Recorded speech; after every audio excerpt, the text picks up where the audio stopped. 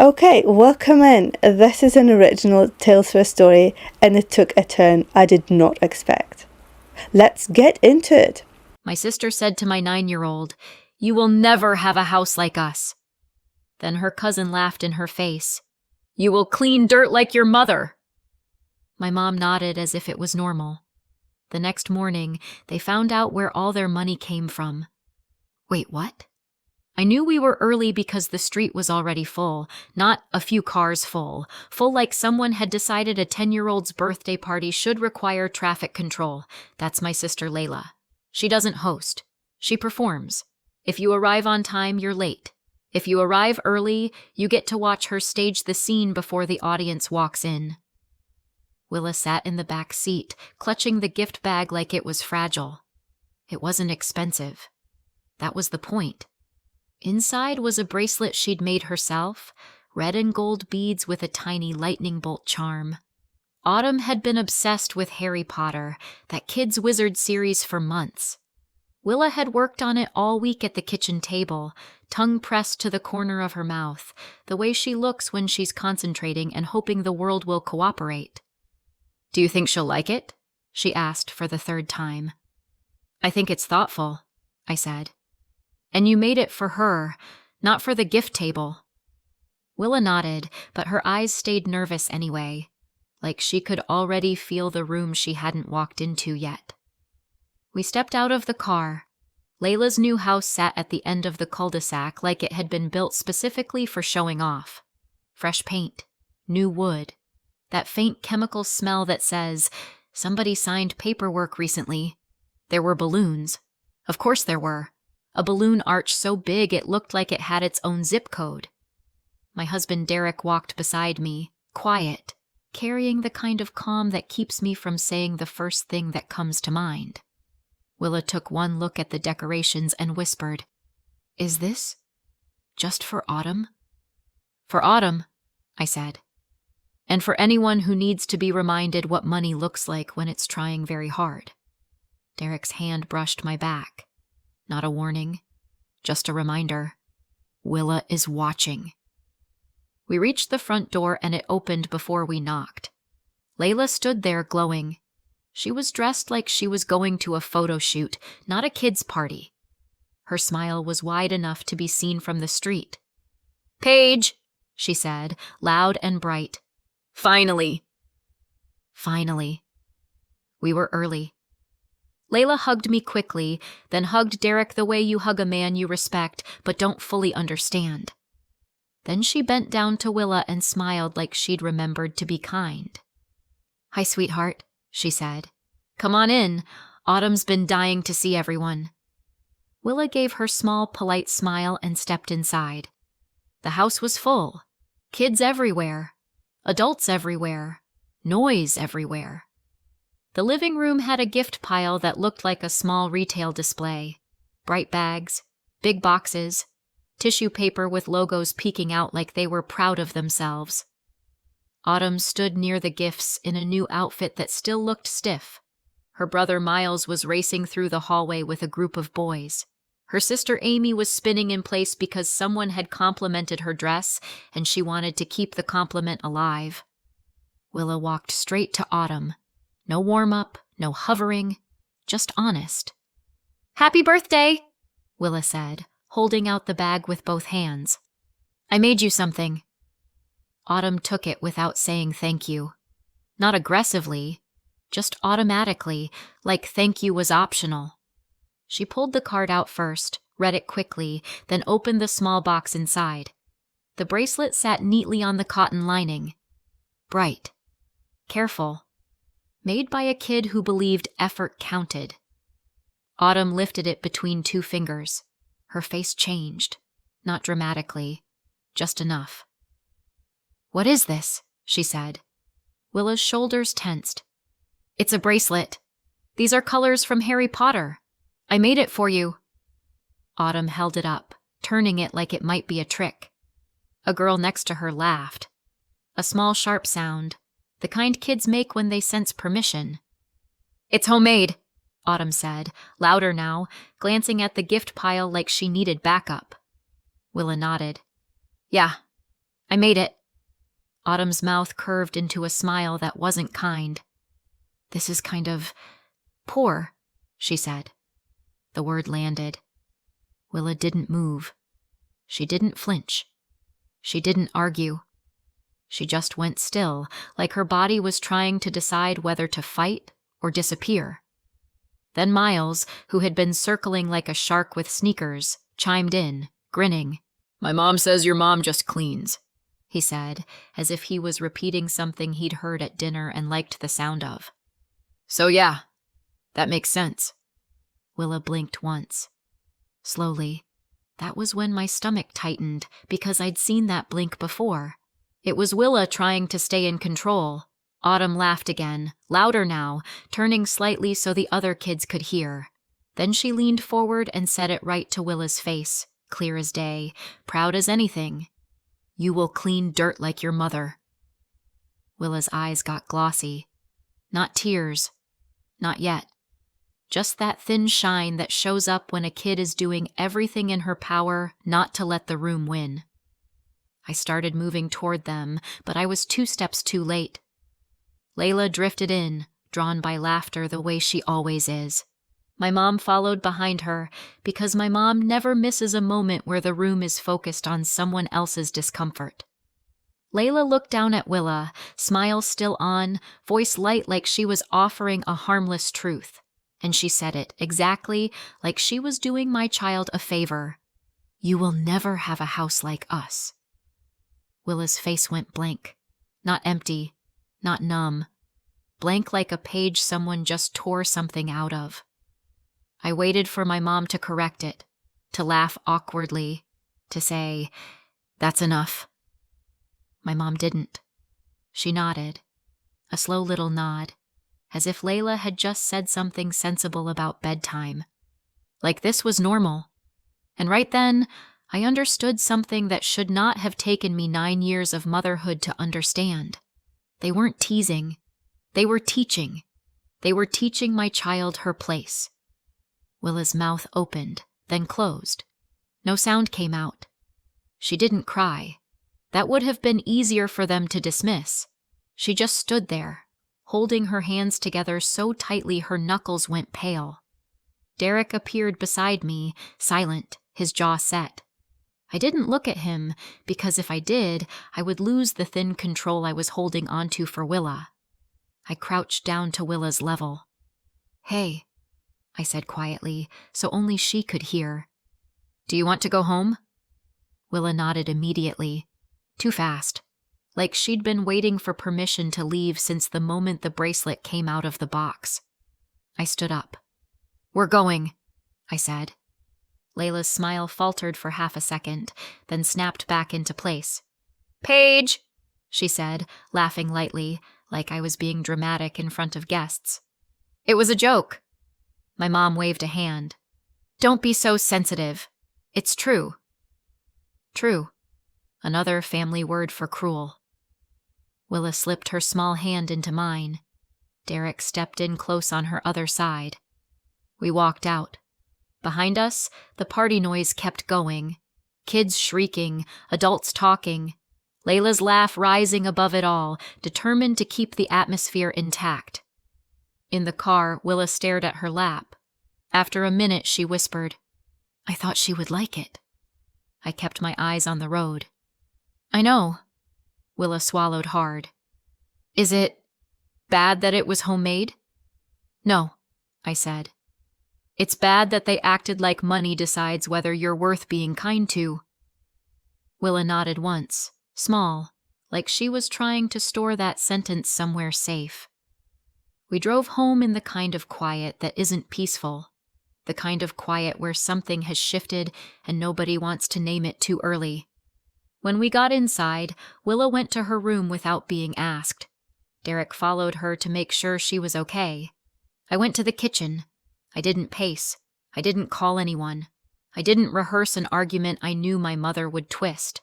I opened my laptop instead. Because confrontation gives people like my mom a stage. I wasn't giving her one. The next morning, my mom and Layla would finally understand where their money had been coming from, and they were going to hate the answer. But Willa didn't need to know that yet. All she needed to know was that I heard them, and I was done letting my family teach my child to stay small. Layla is 2 years older than me, which in my family has always been treated like she arrived first and therefore deserved more. Nobody put it on a plaque. They didn't need to. When we were kids, my parents gave us pocket money. Layla spent hers before it could get comfortable in her hand. Candy, trinkets, anything shiny enough to feel like a win. Then she'd sweep into the kitchen with her purchase like she was showing my mom proof of good taste. My mom loved it. "Look at you," she'd say. "You have such an eye." My dad would smile faintly, half amused, half absent. He's about 15 years older than my mom, sharp but quiet, the kind of man who thinks keeping the peace is the same as keeping people safe. My mom has never confused those two things. I saved my money, not because I was noble, because I liked the feeling of having it. I kept it in an envelope in my dresser drawer and counted it sometimes, just to watch it grow. It made me feel safe in a way my house didn't. My mom hated that. "Why are you hoarding money?" she'd ask, like saving was a character flaw. "I'm saving," I'd say. "For what?" Layla would ask, already chewing something she bought. "For later." My mom would laugh. "Later isn't guaranteed. Enjoy life." Then Layla would ask for more money, and somehow there was always more. "I spent mine," Layla would say. My mom would sigh, dramatic and proud, and hand her another bill.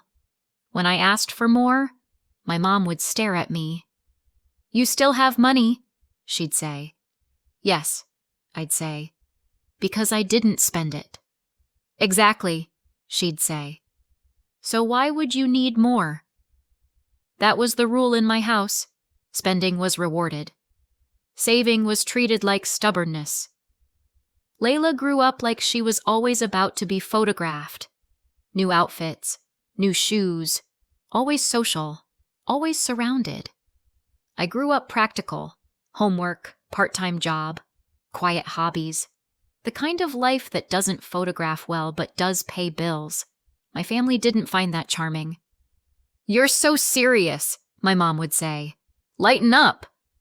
Layla would roll her eyes. "She's boring." Sometimes my dad would try, softly. "Let her be." My mom would talk right over him like his words were background music. "Paige needs to learn," she'd say. "Life is about people. Paige thinks life is about numbers." She wasn't wrong about the numbers. Numbers were the only thing in my house that didn't change when my mom decided to change the story. Layla married first. She married Mitchell, who looked impressive in the way men look impressive when they know how to talk. Nice car, big plans, a confident smile that makes people assume the bank agrees. My mom loved him immediately, which should tell you everything.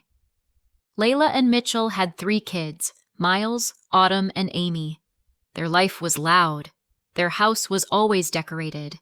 Their vacations were always posted. Their upgrades were always explained like the rest of us were waiting for the announcement. My mom adored it. It fit her worldview.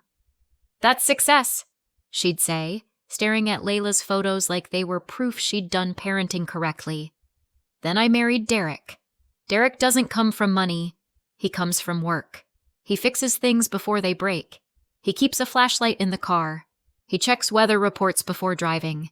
He's the kind of man who doesn't impress people who confuse chaos with personality. My mom's review of him was 1 sentence. "He's nice." That was it. Derek and I started a business together. Managed property maintenance. In plain English, we take care of rentals. We keep places standing. We fix what breaks, clean what's left behind, and make sure the next person can walk in without gagging. My family called it cleaning. "How's your little cleaning thing?" Layla would ask, smiling like she was being supportive. "It's going," I'd say. My mom would wave a hand like she was brushing lint off her sleeve. "That's not real money." We didn't argue. We just kept working. Quietly, it grew into real money, the kind you don't post about. the kind you use. And then Willa came along. Willa was a gentle baby, not fragile, just observant. She watched faces. She listened before she spoke. Even as a toddler, she had that careful way of moving through rooms like she didn't want to knock anything over. The first time my mom held her, she didn't say, "She's beautiful." She said, "She's so quiet. Is she okay?" That was my mother in one sentence. If you're not performing, she assumes something is wrong with you. Willa grew into the kind of kid who says thank you without being told. The kind who saves her candy for later and makes birthday cards by hand because she thinks it matters. And every time we were around my family, I watched Willa learn their rules the hard way. My mom would light up for Layla's kids. Big hugs, loud praise, photos. "Look at you!" Like they'd cured something. Willa would get the polite version. The quick pat. The "aw, how sweet." Like she was a nice background detail. Willa noticed. Not in a dramatic way, in a quiet way. The way she went still when the room got loud. The way she stopped volunteering stories halfway through because nobody was listening. I told myself it wasn't favoritism. I told myself I was imagining it. I told myself Willa didn't care. Mothers tell themselves a lot of things when the alternative is admitting your child is being measured and found lacking by people who should love her. Then my dad's mobility started getting worse.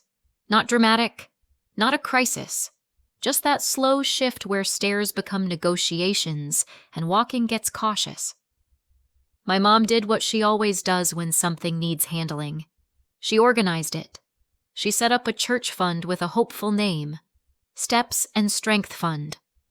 The description was tidy and encouraging, the kind that makes people click donate and feel like they did something good. It was meant to cover the extras insurance doesn't. Better sessions, more appointments, the things that make life easier but are easy to skip when you tell yourself you'll do it later. I could help. So I did. Not in one big lump sum. That would have become a story. I built it the way I build everything. Quietly, methodically, without asking permission. 26 recurring donor profiles. Different names, different accounts, small amounts that looked like a community. Altogether, about $2,800 a month. And on top of that, I sent my parents the visible support. 200, sometimes 3, utilities, groceries, the ordinary stuff. Willa didn't know the numbers. She didn't need to. She just knew Grandpa was having a hard time walking, and she'd ask, "Is he hurting today?" And I'd say, "He's trying his best." Derek didn't love any of it. One night, after Willa fell asleep with her hair still damp from the bath, he sat across from me and said, "Paige, you know they don't treat you like family." "They're my parents," I said, because that sentence is hard to argue with when it's sitting inside your bones. Derek's voice stayed calm. "That's his gift." "I'm not saying don't love them," he said. "I'm saying don't teach Willa that love means swallowing disrespect." I didn't answer, because he was right in a way I didn't want to name yet. Then came Autumn's party, the bracelet, the laugh, the words to my child.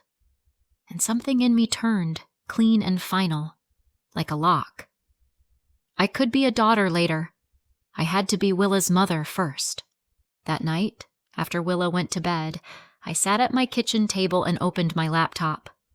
Derek sat across from me, quiet, present.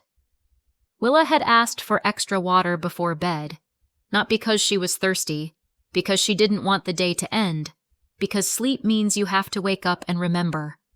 I hated that. I logged into the donation portal. Steps and Strength Fund stared back at me with a picture of my dad smiling in a way that looked forced. My mom had chosen it. Of course she had. A smiling photo makes people give more. I clicked through the recurring donations. 26 little profiles. 26 little lies I'd built to protect my family from my family. I canceled them one by one. It took longer than I expected. Not because it was hard, Because the portal kept asking me if I was sure. Yes, I was sure. Then I canceled the standing order to my parents, currently $245 a month. The kind of small help they acted like they didn't need. When I was done, I closed the laptop and sat there. Derek reached across the table and took my hand. "You okay?" he asked. "No," I said. "But I'm steady." The next morning passed quietly. Too quietly. By afternoon, my phone rang. Layla. I stared at her name for a second, then answered. "What did you do?" Layla's voice was sharp, breathless. In the background, I could hear my mom. Close. Loud. The way she gets when she's trying to control something with volume. "I don't know what you mean," I said, because I needed her to say it. "All the donors canceled," Layla snapped. "All of them. At once." My mom's voice cut in, muffled but clear enough. "This isn't normal. Someone did something." Layla sounded frantic now. 26 cancellations. In an hour. They're gone.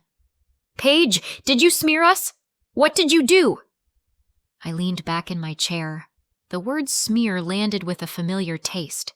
My mom's favorite strategy. If something goes wrong, it's because someone attacked her. "No," I said. "I didn't smear you." "Then why did they all stop?" Layla demanded. "We need that money."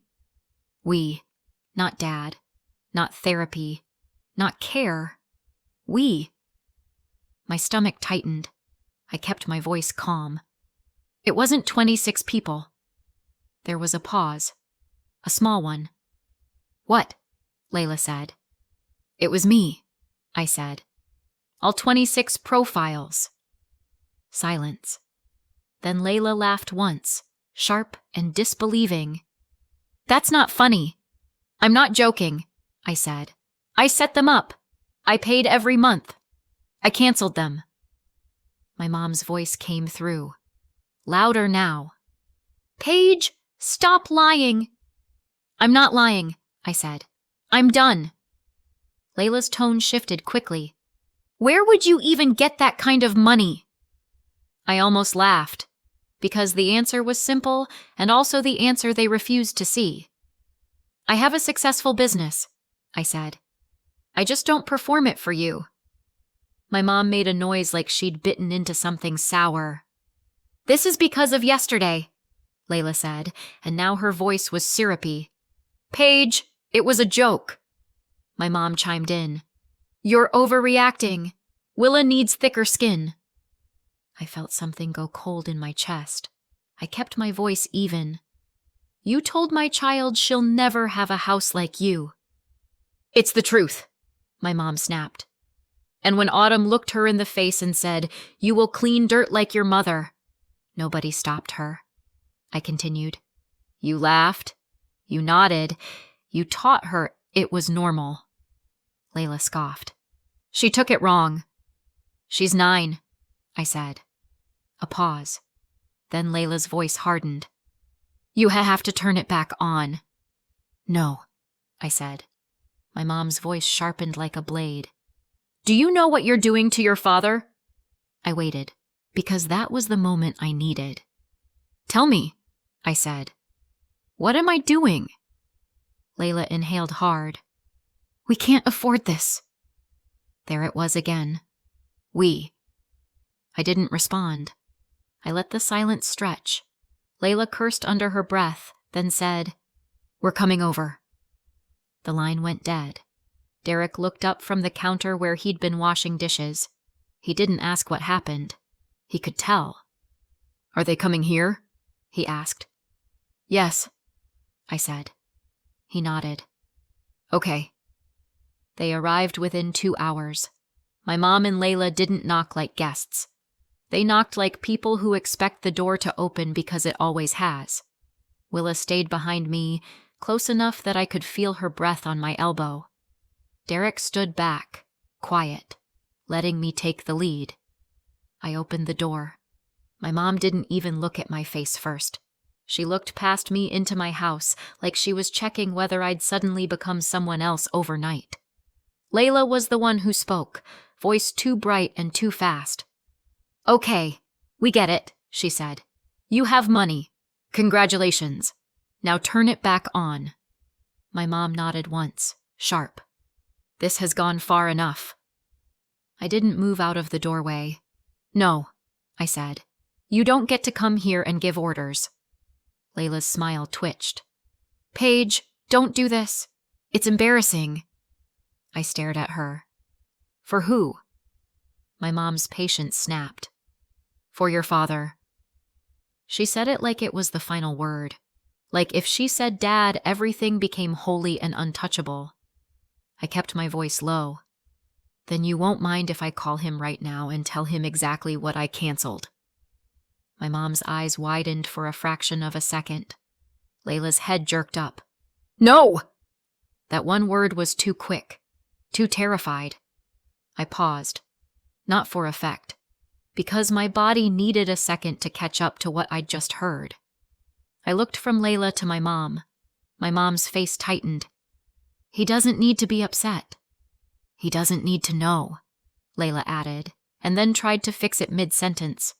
"I mean, he's already dealing with enough." There it was. That was the slip. Not a number, not a detail. The instinct. Keep Dad out of it. I felt something cold settle behind my ribs. I said very quietly, "Why would he be upset if the money was for him?" Neither of them answered. My mom's mouth opened, then closed. Layla swallowed, eyes flicking toward the driveway like she was calculating exits. Willa's fingers curled into my sleeve. I didn't raise my voice. I didn't repeat myself.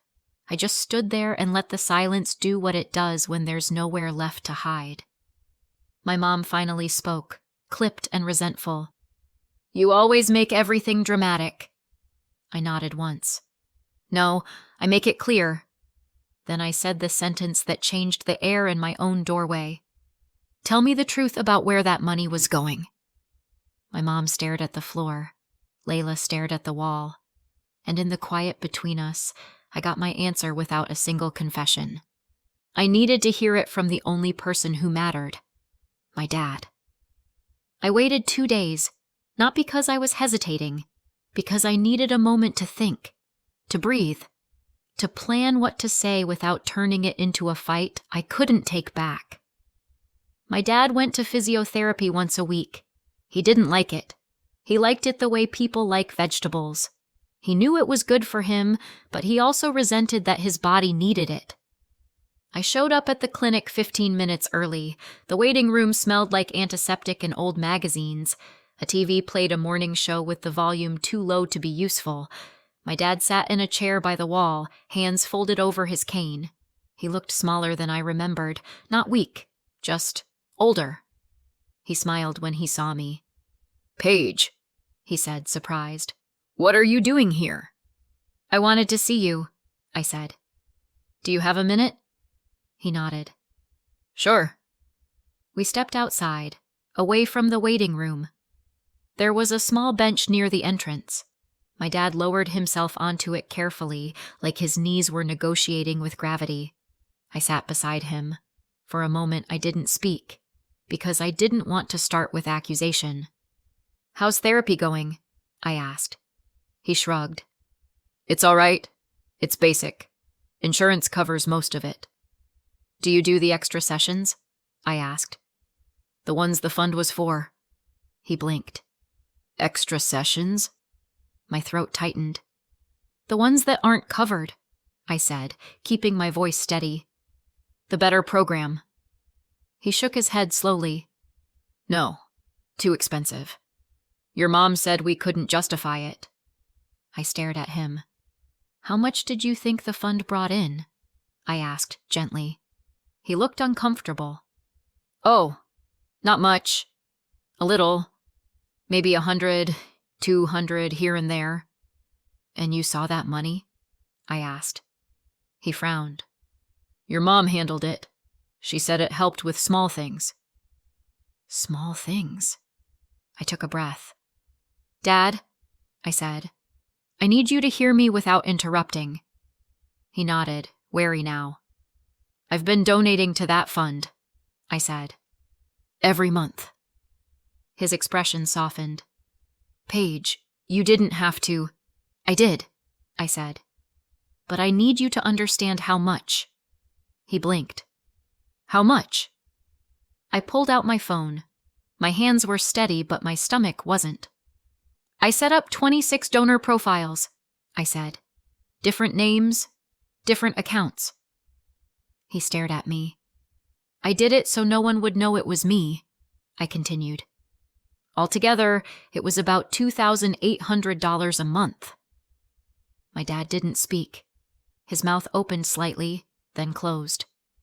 That's not possible, he said finally, voice thin with disbelief. Paige, it is, I said. And I can show you. I scrolled and turned the screen toward him. 26 profiles, recurring payments, dates, totals. His eyes tracked the list slowly, like his brain was catching up to something his heart didn't want to accept. His face changed, color draining, then returning in patches. Why would you... he started. Then his voice cracked. Why would you do that? Because you needed help, I said, and because I could, and because I didn't want Mom to turn it into a story about her sacrifice. He stared at the screen again. Then he looked at me. I never got that, he said, and the words came out heavy. Paige, I never got that. I know, I said quietly. That's why I'm here. He looked down at his hands. They were trembling slightly. I thought, he said, and swallowed. I thought people were just being kind. They were, I said. It was me. He closed his eyes for a long moment. When he opened them, they were wet. I could have done the better program, he whispered. I could have walked better. I felt a tightness behind my ribs that I didn't let turn into tears. Not here. Not in a clinic parking lot. I'm sorry, I said, even though I wasn't the one who did it. He shook his head. No, not you. His jaw tightened. Your mother, he said. And it wasn't angry exactly. It was stunned, like a man seeing his own life clearly for the first time. He turned his head toward the clinic door as if he expected her to appear there, smiling, carrying the narrative. She never told me, he said. She never... I didn't fill in the blank, because the blank was too ugly. That night my mom called me. She didn't start with hello either. How dare you? She hissed. How dare you go to him? Do you want to ruin our marriage? I held the phone away from my ear for a second, then brought it back. You ruined your marriage, I said. Not me. You embarrassed me, she snapped. You stole from him, I said, and my voice stayed even. Be glad I didn't call the police. There was a sharp inhale on the other end. You wouldn't, she said, like she was challenging me. I didn't answer, because I didn't have to. A week later, my dad asked me to meet him at a lawyer's office. Layla was there. My mom was there. Mitchell wasn't. That didn't surprise me. Mitchell avoids rooms where Layla's image might take damage. My mom sat upright in the chair, lips pressed into a line. Layla looked like she hadn't slept. Her eyes were puffy.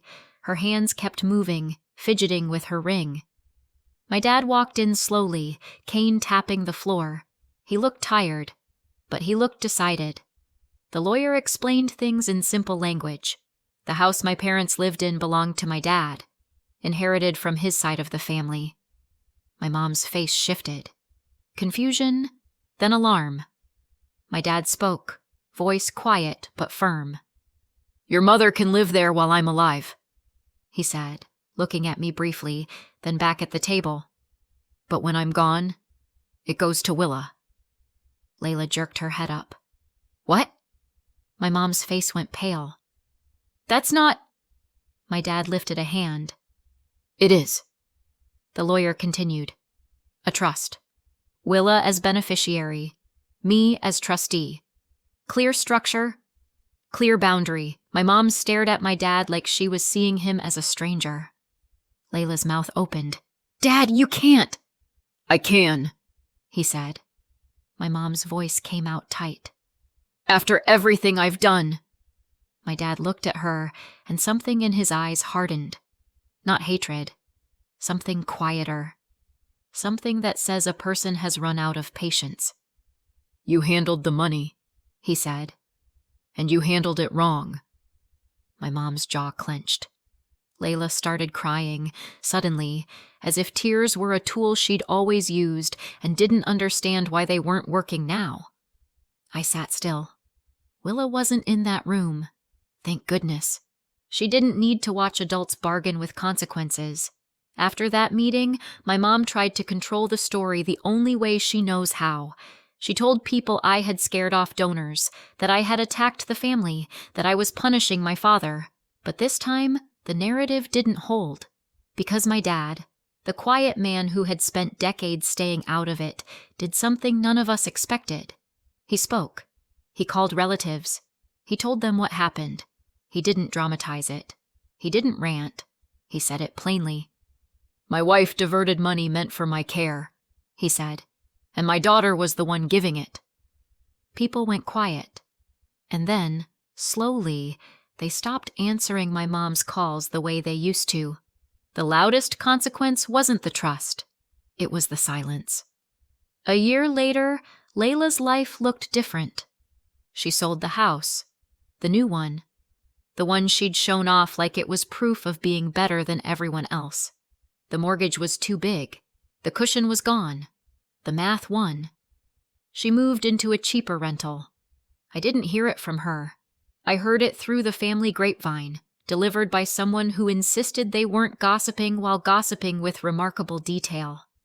Layla threw another birthday party, but it wasn't a production anymore. It was small, family only.